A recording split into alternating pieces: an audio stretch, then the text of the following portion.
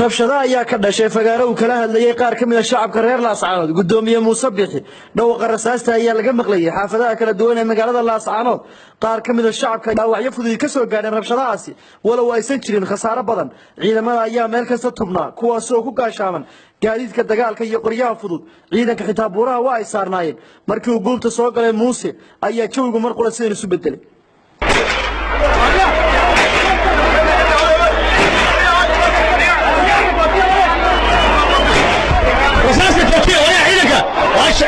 جوتي أساسا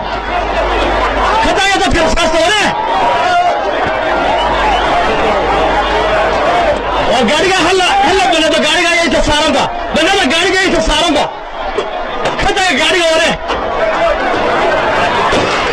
ولا وأكاجي أساسا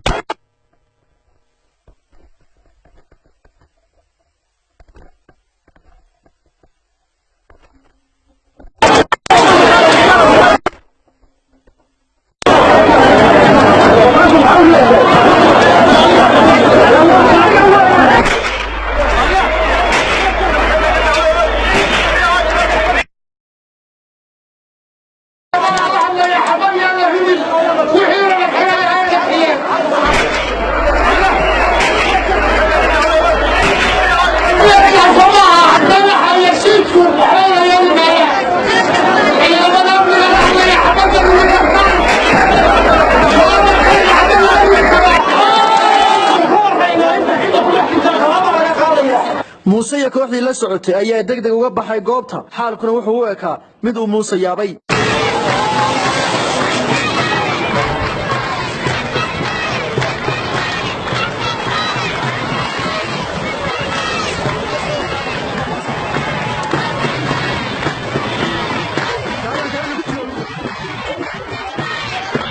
Mukhtar Cabdi Jaamac